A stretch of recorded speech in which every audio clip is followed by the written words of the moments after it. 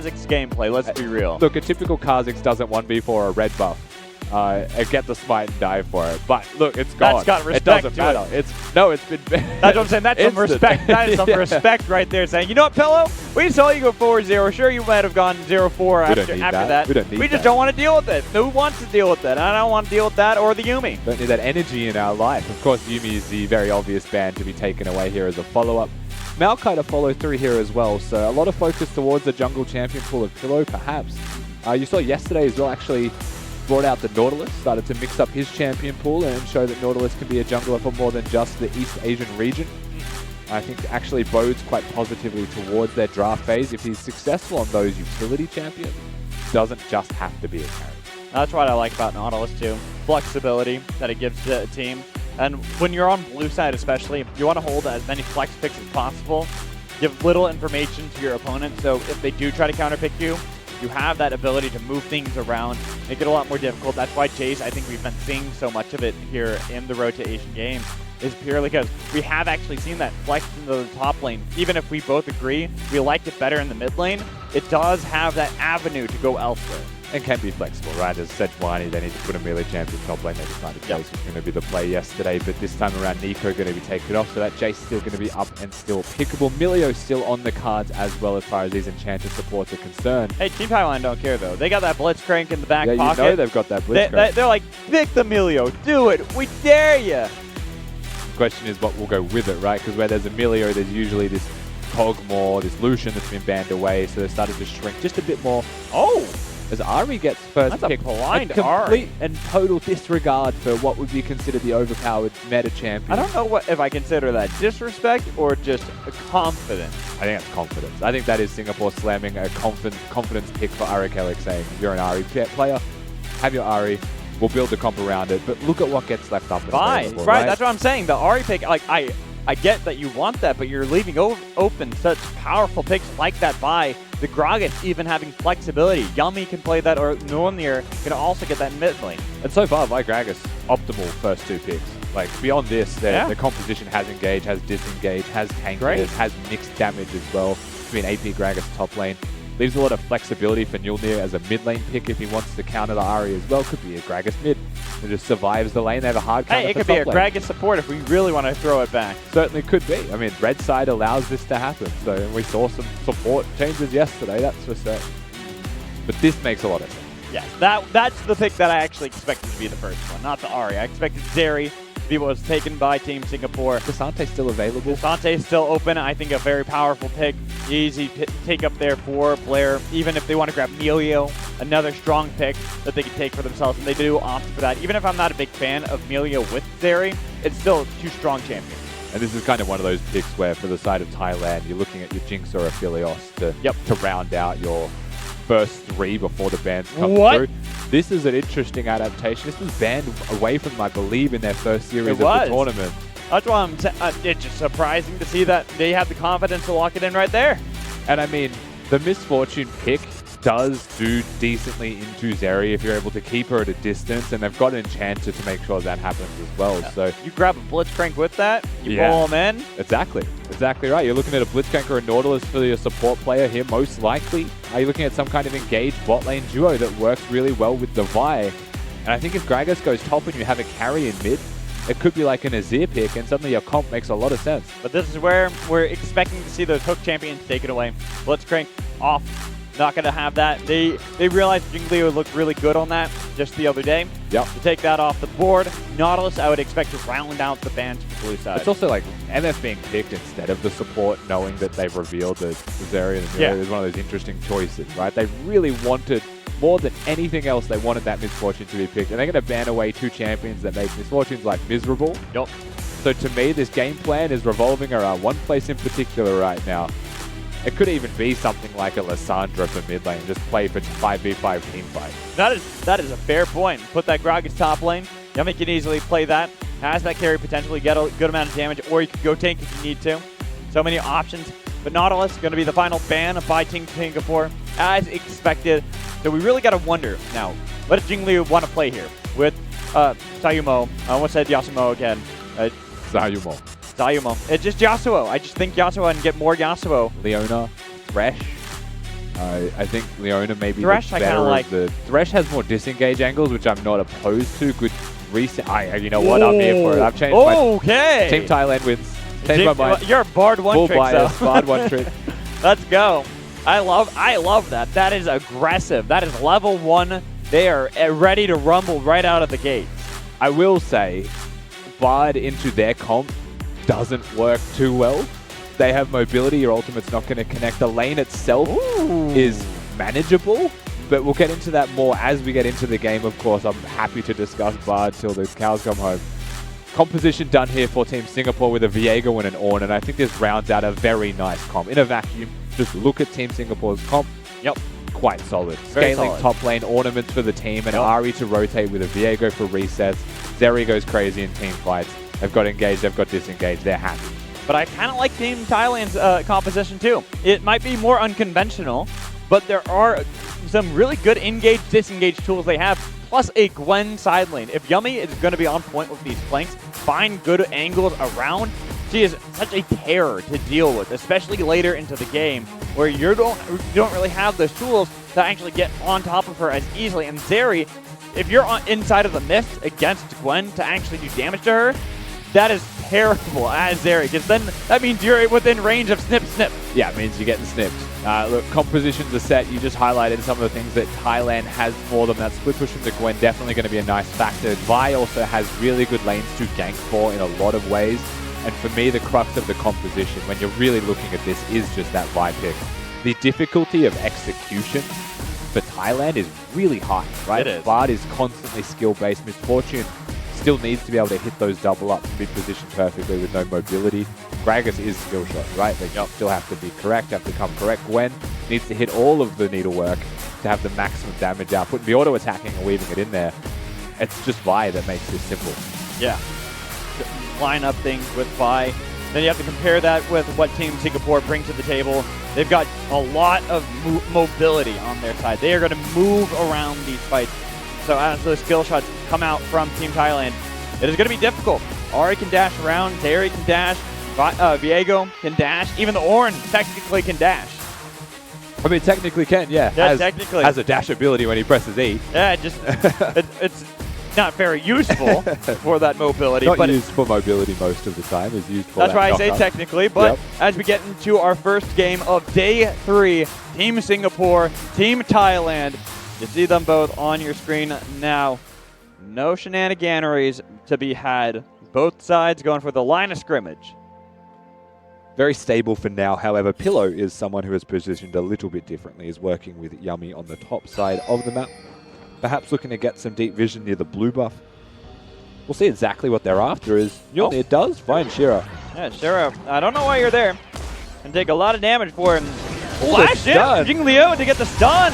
And with Ignite ticking, you can't escape! Hey, that's a man after my own heart, because not only does he hit the Bard stun, he Q flashes. It was beautiful! As a Bard player should do. Very nicely done. And Thailand, I feel like, just hit the burners. They just go to 100. They say this is an opportunity. It starts with a Vi on the top side of the map moving down, and they just saw an angle on someone going for a Raptor Ward and collapse. Hey, you're a Bard player. You know that is the play you look for. Always level 1, you cheese. That's just how it works. That's how you win. You try and do something different. Your stun is so powerful at level 1. An odd half leash here from Thailand. A single auto attack from an MF. I think he'll say thank you for that, I suppose. Jing Liu will also do the same thing, pathing down. Probably get one auto attack before going into the bot lane. The thing that does matter here, though, is there is no summoner spells on this Bard. And the MF at level 1 is going to be missing some HP very early on. Yeah. So as the wave actually settles, it's not as simple as just show up to lane and it's free. You still have to be very careful, particularly of jungle intervention. And that Viego is pathing from top side towards bot side. So level 3 gank, something to be very aware of. Ooh, but Yummy getting a good trade there against Blair. Making sure that this Ornn's not going to have a good time. That's the typical matchup into Gwen. Wave as looks any decent, tank. though. Huh? The wave looks decent at the very least for Blair, but you're right. Absolutely punishing it. Gwen loves those matchups. Makes it easy. Nice stun, though, from Jing Liu in the bot lane. But being only level 1 for the Misfortune Bard, not going to be able to do too much outside of that.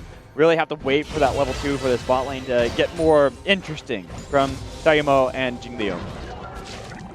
Most definitely. I mean, Emilio's not one of those lanes that you look at and say, this is a kill lane. They really are just trying to scale, right, and be perfectly fine in the lane. They're meant to dissuade some engage angles, but that's not something that you can dissuade an MF and a Bard. Nope. Making a rain, hitting a Cosmic Binding. You are absolutely just stuck in place from range. And if the way these lanes are going continues, feels like we are just going to have a bit of stability, top winning. Bot farming a lot better from Singapore here. Oh, wow, look at that, though, from Team Thailand. They got a lot of damage on the Blaze. They have kill threat. When Always the Ignite's back, they will always have a little bit of extra kill threat down there. It's a Ghost from Blaze as well, not going to be running Cleanse. So those Bard stuns can be impactful. But rightly so, probably shouldn't run Cleanse when the only stun on the team is a Bard. I was about to say, you don't really care that much. Just a matter of fact for the lane thing. Makes it easier, but I do like this from Shayra. Already looking for a potential play into this bot lane. And whenever you face off against a kill lane like this, sending down the jungler early is kind of vital to make sure that as the scalers, you're not falling too far behind, because you know they're going to overstep at some point looking for a fight. And it's a very clear bait attempt there from Kusuo. It felt like he just walked straight up and disrespects. But if they play slow, the wave's coming. Shera doesn't know that he's a danger of being spotted, I should say, by this sleeper. Now they do. Spotting that out. The stun, though, will connect on Jing Leon with no flash from Bard. No escape. Easy done. Very nicely done. They time it. They make sure the Bard is going to be in stun flash range, and Shera locks that one down. And that's really all it takes. Zeri can dash forwards, has the mobility, doesn't even need to use a summoner spell.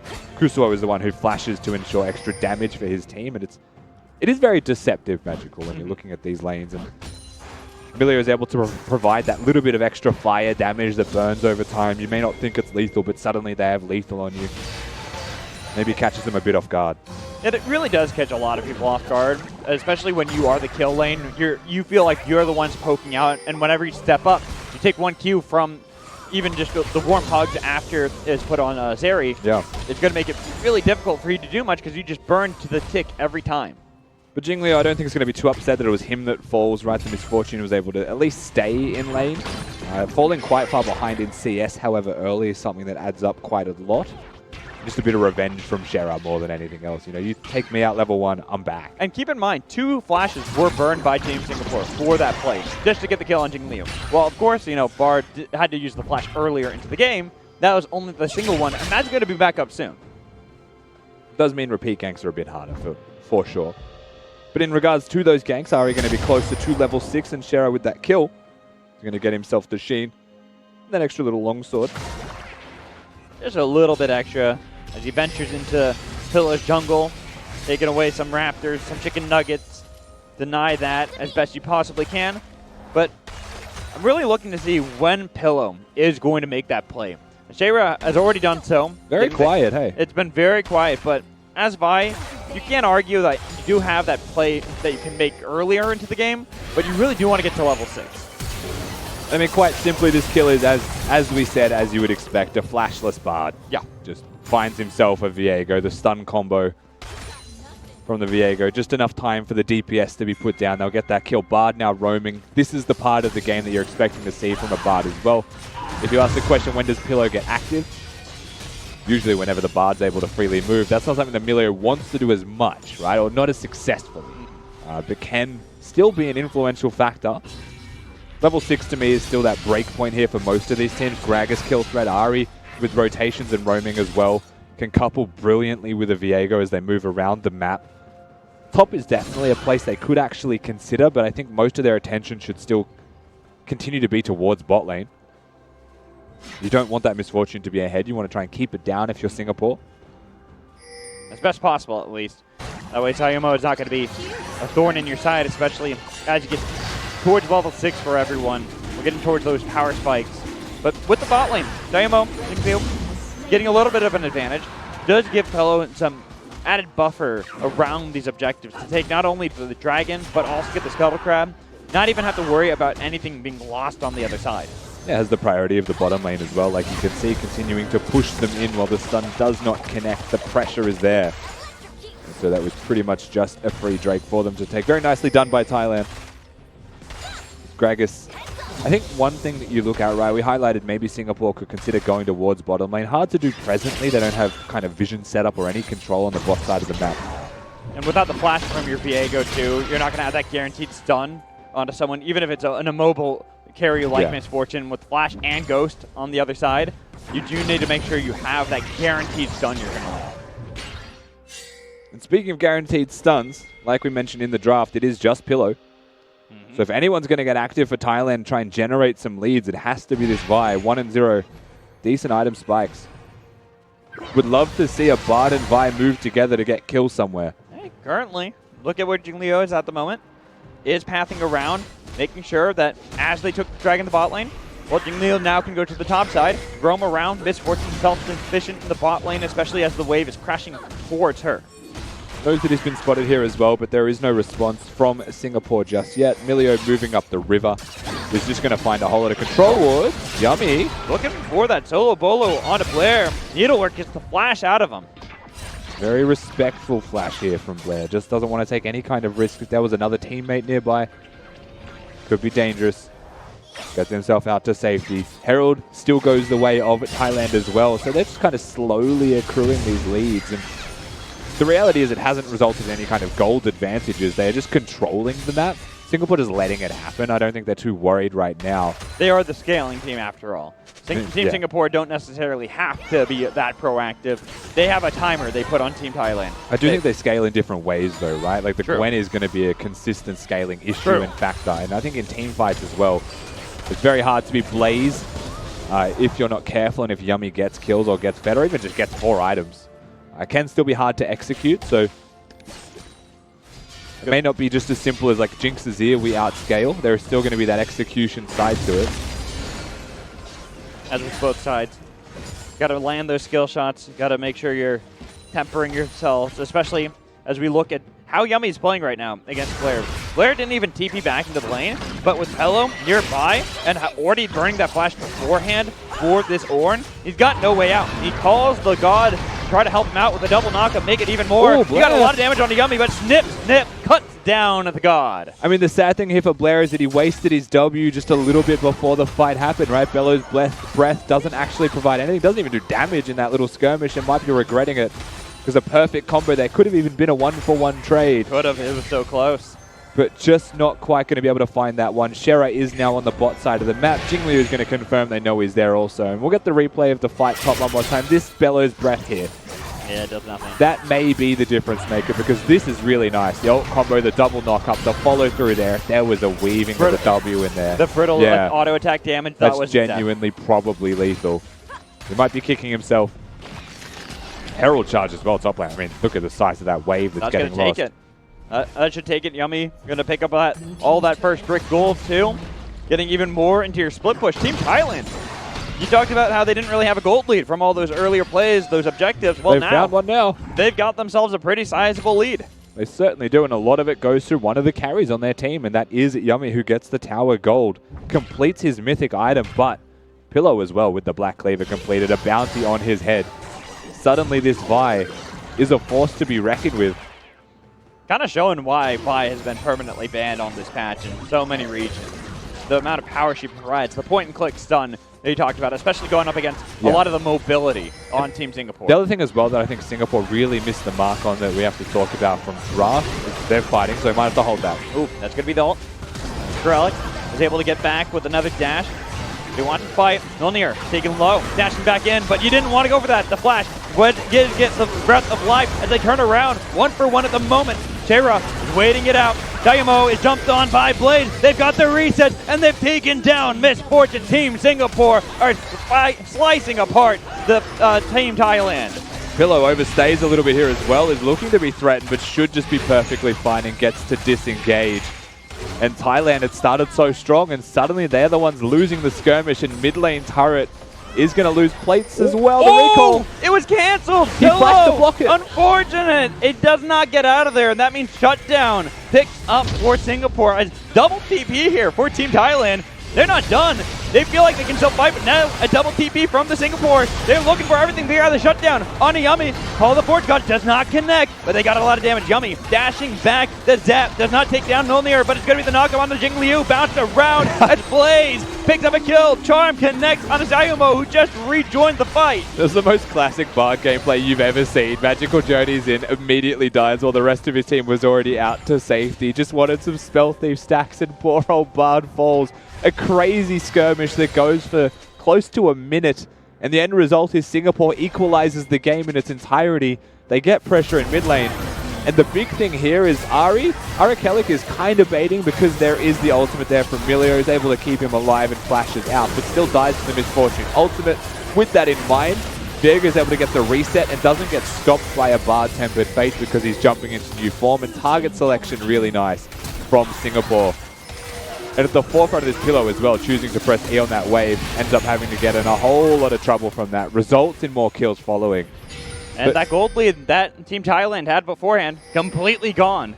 Now it is equalized between the two squads. Absolutely evaporated. And you know, the thing for me as well in draft is, why do you leave Vi up when you pick Zeri? That is usually the #1 ban if you're looking to pick the Zeri, right? You have to get rid of that Vi. So now we find ourselves with a fed Zeri, but with this Trinity Force build, a little bit more sturdy. It's going to be a lot harder for the Vi to actually take you out. Yeah, but they got the charm on Jingliu. Temper Fate on 2 members, still alive, and that is the bullet time. Doesn't get enough as they got Shara in the back line. He takes his own magical journey, but it's followed up. They got resets, but he's still diving. He's still alive. They can't kill Shira. He's got it all with a triple kill. Team Singapore takes down Thailand in a massive swing. Nobody falls. Nilnir kicks back by the soccer ball, and with only his turret to save his life, he is knocked into the air, and he is finished off by Arikelik. And the ace is confirmed by Singapore. Of course, the respawn of Bard may just deny that notification coming up, but everybody falls. Drake goes their way, Tower to follow, and a 6-2 Viego gets to run around Summoner's Rift, having the absolute time of his life. When it comes to these skirmishes, when it comes to these team fights, Singapore looking unrivaled in the 5v5. And Chera not falling there, even though he was on a sliver of health, with all the resets he got to, every time he picked someone up, he'd be taken down below 100. Yet somehow kept finding those perfect resets at the perfect moment to make sure that all that damage that was put down onto him didn't mean anything. And really at the forefront of that fight, the reason it happened in the first place is Thailand being stuck in this choke point. I kind of feeling like they were bottlenecked into this play and they wanted to go for the Drake, but they had one direction of combat.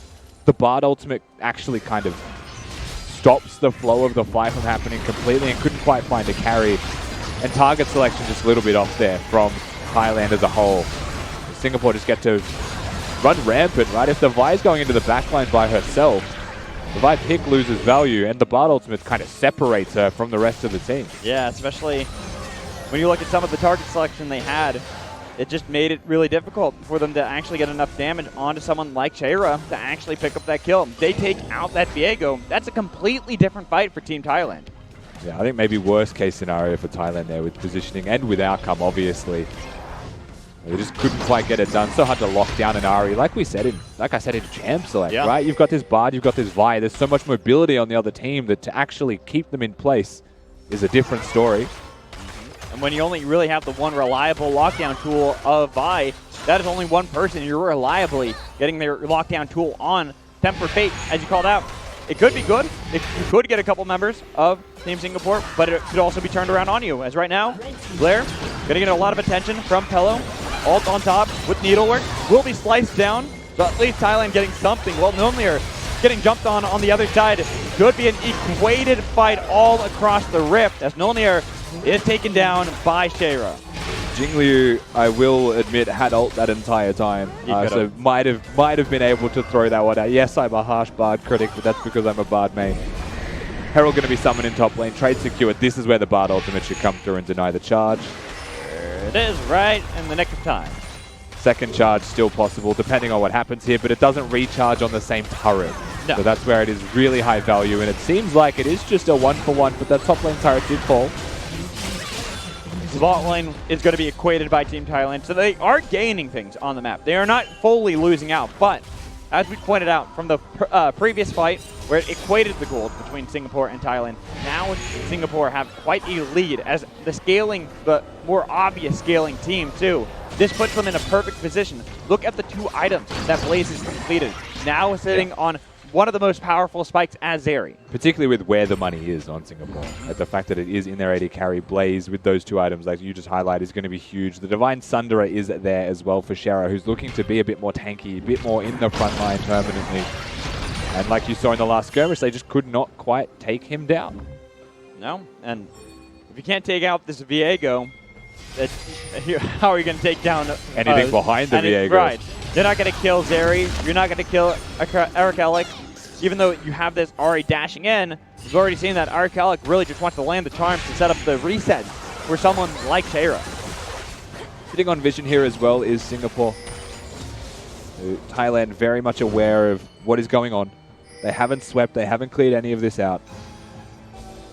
And you can see the way Thailand is postured, the way that they're playing around this as the sweep has finally come through now. They're not particularly perturbed. I think they're happy to have the Gwen in a side lane. I think they're happy to try and get to 2 items, 3 items for that top lane champion and just delay the game in its current state. Double stun there from Theo in the mid lane. This turret should fall.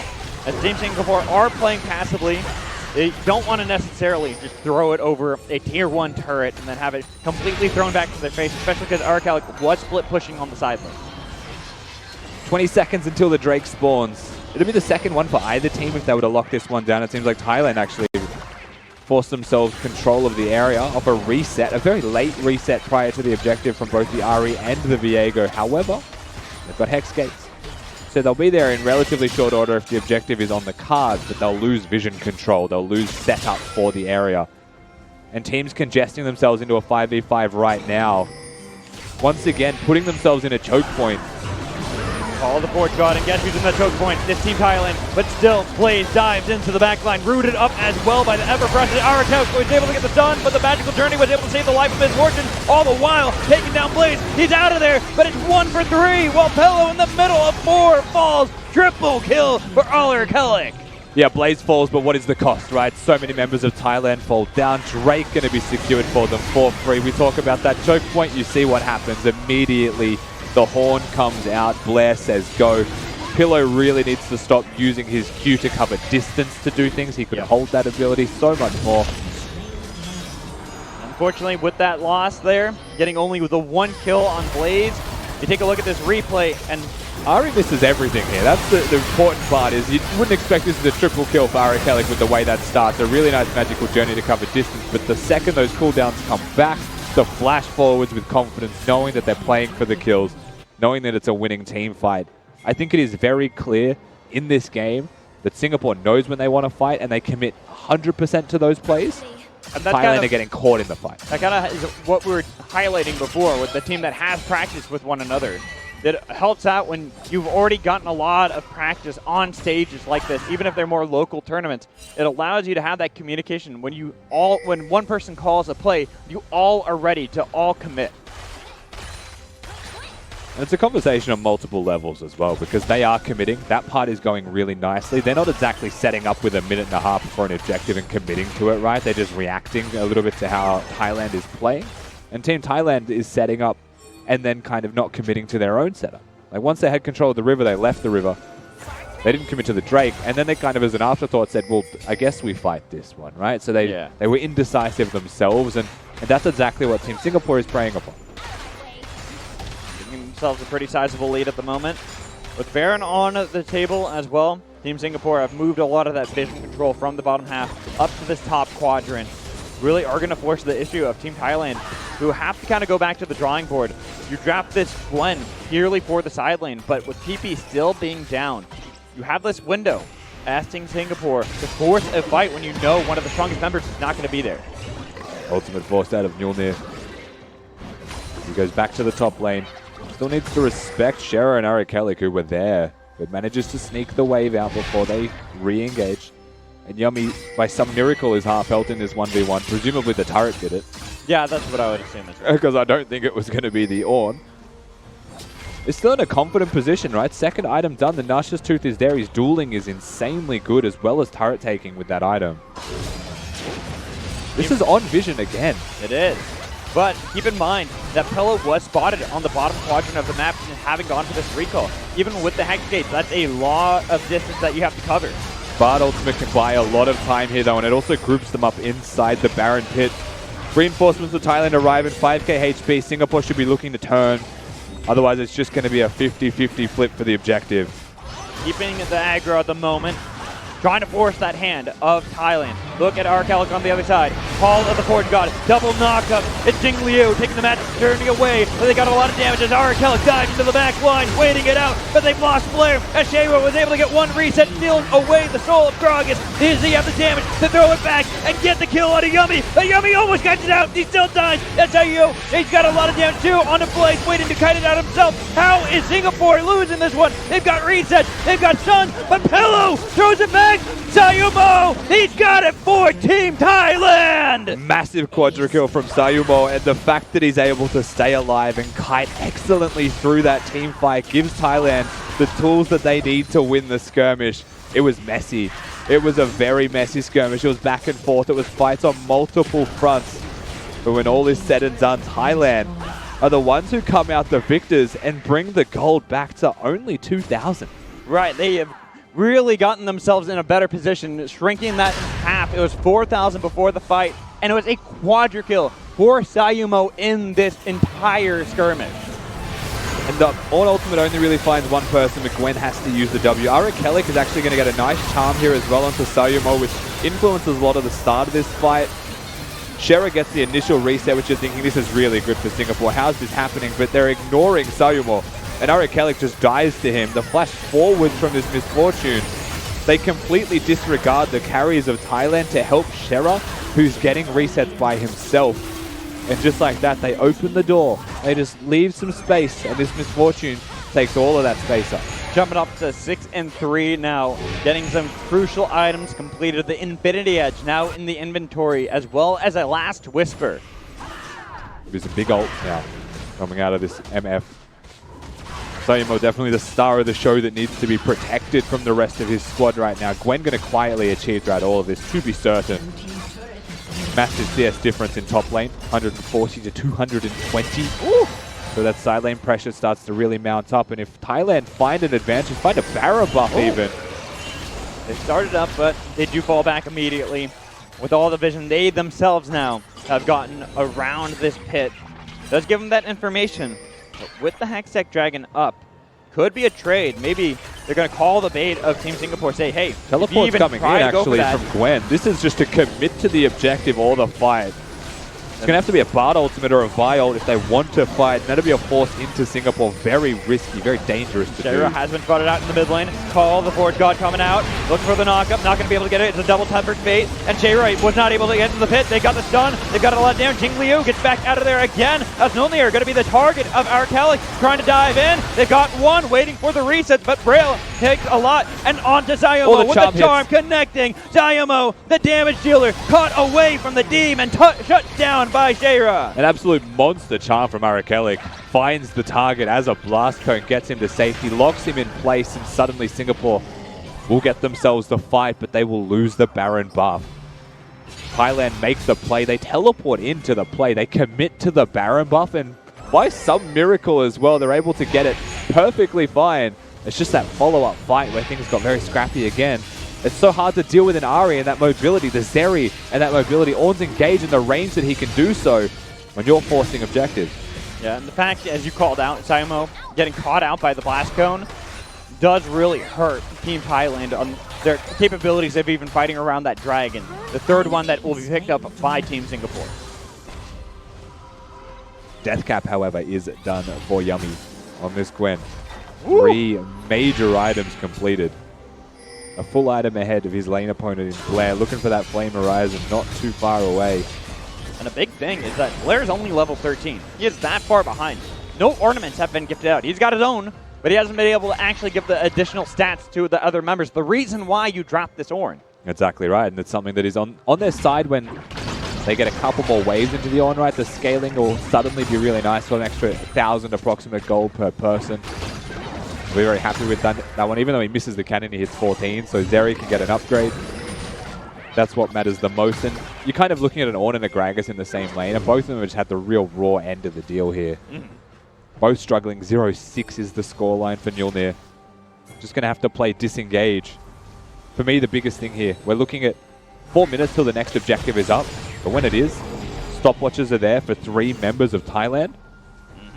Big team by utility suddenly available for them. Big strength suddenly available for them. Not as simple as a Viego reset anymore. Technically, if you count it, it's 8 available because you have a Bard on your team. So that's 5 effective. Yeah, yes, in a sense. I mean, up to 13 effective because you can use it on your opponents to stop them from doing But things. that's not optimal. Depends who you ask. Fair enough. You know, and My ally Bard definitely doesn't use it on the enemy. Right here, Arcalic looking to try to set up Blair in the side lane onto Yummy. Especially as he even got Pillow nearby, potentially looking for a play that has worked out so many times for the team. But as the Baron buff is getting close to running out for all the members of Team Thailand, they didn't really gain anything. All they really did was slow down the game a little bit further. And Arcalic actually sharing experiences. They hit Char, and with Everfrost, they got a lot of damage onto Blair. But here comes the call to Forge God looking for Yummy as he dashes away. He's unstoppable. Needlework helping him out, but Blaze is on the other side, and Pello has no way out. I mean, Arcalic is a big difference maker there. Unfortunately, Blair does almost every possible ability incorrect time. Doesn't quite hit a single thing.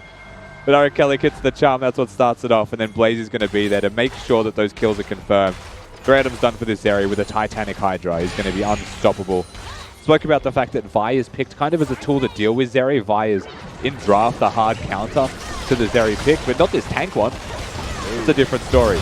And now Blaze, he feels aggressive. They got the power, and Sayumo had to go golden. They even got Jinglios too. Flash away from Misfortune, sacrificing the Bard, looking for the resets outside onto Sayumo, and they've got it. They've taken him down. Nobody on Thailand can stop the force of Singapore in mid. And they just start to find their momentum. They find an opportunity to fight, and that is what it comes down to. There is still a Gwen alive, still has the needle work, so can clear a full wave, but is currently in base. And so they're just going to have to sacrifice this turret. Inhibitor definitely to fall here as well if that's what Singapore choose to do. They were looking for the play under Nilnir as well. He was able to dash away. We'll just take that inhibitor, even taking the Hex Gates out of there.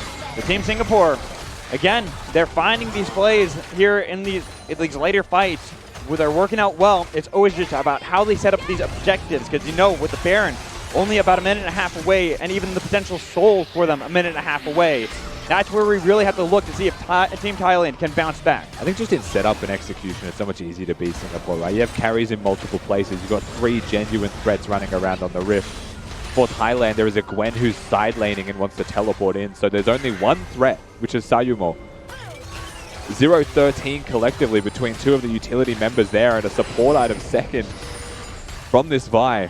That's to really remove the threat that exists from majority of this team. So it does come down to, can Sayumo hit an ult? Right now, Blair, he's in trouble, and he's got no way out of this one, even with a double knockup. That's a good tool to take out, but he should be back up. No TP, though. And with only 45 seconds left until one of these 2 objectives spawns, Team Singapore are looking to equate it back, but that charm was hoping for the YOLO there. Closer than he thought to, perhaps, with that hope and prayer. The charm just misses. Gragas going to get that recall off. That would have completely equalized the game, but now it's a soul point, so just keep that in mind for Singapore. They're threatening the Hextech soul. But if you go for this soul all out and it's a 4v5, you might be sacrificing the Baron in its entirety, and I don't think you want to give that away for free. When you're in control of the map, it's only 2,000 gold, but you're in control of the map. You want to take everything. You want to give nothing away. Well, they are getting the vision set up around this objective. While Team Thailand, they were possibly thinking the play was going to be around Baron, maybe even want to handshake this one. Let that go over. Even if it is a Hextech Soul, a very powerful tool for any team. Yummy's inside the base, 1v2. Wait a minute, what's going on here? If they're even getting the TP, Blaze nearly taken down, snip down, shuts down from Yummy, 1v3. That is a really big flow and momentum killer here for Singapore. Thailand on the back of their top laner will secure the Baron buff uncontested. The trade still here from Singapore. They're going for the Drake. Let's see if they get this in time. Okay, do you go for the YOLO Tempered Fate here out of Jingliu? Try to stop it in time. It is picked up. They will not be able to see. They have no idea, so they will get out of there. It will be a trade. The Baron for the Soul. But still an open inhibitor as well in top lane. So an avenue of entry to end the game in one team fight now presents itself for Thailand. And a Baron buff to make that fight happen, certainly there. The difficulty of the Hextech Soul, very frustrating to deal with, can help trim waves, can just slow you down, super annoying. And for someone like Ari, suddenly you have a free charm target because they're slowed down. Have to be respectful at all times. Makes it even easier for Blaze to clear out these waves. He's got 4 items completed, one of them being a Bloodthirster on top of it. So if you already thought it was difficult enough to kill Zeri beforehand, now you're not even going to get near her. Only Yummy and Sayumo can. The others will just get, there'll be nothing but healing tools for this Zeri. And the AoE from it as well is just a really big issue when these fights break out. But man on your screen, level 18. 4.5 items done, almost full build completely. 300 CS at 30 minutes compared to the 170 of this Ornn. Blair is having an absolute shocker. That's Yummy. He's playing out of his mind on this Gwen. This is what we wanted to see. No more tank duty. Play the carries, play the side lanes. Team Thailand are really utilizing him in this perfect position where no one can really step up to him on Team Singapore. They're sending down Shara just to try to clear out the waves because they realize that Blair will die even if he's under the turret against them. Ornaments have come through though for multiple members here, so both carries of Singapore have got theirs completed. Trinity Force and Everfrost upgraded from Arakelic and the Blaze. So add an extra 1,000 gold to the approximate value of Blaze, and like you needed to, that's how strong he is right now. And you can see how quickly he's able to trim down these Baron buff minions. They're doing nothing for the game state. Once again, we're looking at a Baron that may just dissipate. But still, that open avenue of entry. Always a possibility, but Milnir going to be the target. Taking him out, going to help out Team Singapore have this 4v5 setup because they no longer have to worry about the disengage. While Team Thailand are just making the call. They take down the inhibitor, but 3 members are in a horrible position. Even if Blair tried to start back this fight, the Bardar just denied the bullet time out of Sayumo. He will survive only until he revives with the Guardian's Angel and dies as he gets knocked up into the air. That Bard ultimate was an absolute imposter. Keep in mind that this is a fight that takes place with Yummy not there. In base was bot lane. A very odd series of events from Thailand. They see the pick in middle, they try and make the best of the situation. And for a game plan that revolves around your Misfortune, who flashes to make sure the bullet time connects perfectly, and you Bard ult that away, I tell you what, champion, we're not seeing in game 2, win or loss. It's probably going to be the Bard executive decision from Sayumo. He's saying, I had that was a double kill for free, and now they're going to lose out their inhibitor that had just spawned back in mid lane. The duality of Bard. Yup. It hurts. Bard giveth, Bard taketh away. Physical pain for AD carries around the world. Sayumo tried to kite his absolute heart out. Mikhail's is going to be there as well, just as a second item completed. So will help, someone who doesn't have the cleanse here in Sayumo. If only you can Mikhail's your opponent. So if you temper fate them on accident, you can get them out of there and let a bullet time hit. My favorite is the Bard ult, but you stopwatch before it hits. So you just run away while they're still... Yeah, that's a good one. I do like that one. But right here, I'm still looking at Yummy. I think if Team Thailand are going to pick up this game, it is going to be through a play Yummy makes in these side lanes. We've already seen how much of a terror this Gwen is now fully built. All 5 items, that Void Staff has been completed. Even if Blaze wanted to fight him, he's got 5 items too. You're going up against that Riftmaker on Gwen with Ghost on top of it. She can actually keep up with you. We are hitting a point in this game as well where an Elder Dragon and a Baron are going to be up simultaneously nearabouts. So Singapore, they're calling the bluff here of Team Thailand, who were expecting maybe a rotation to look for a play into the spot lane.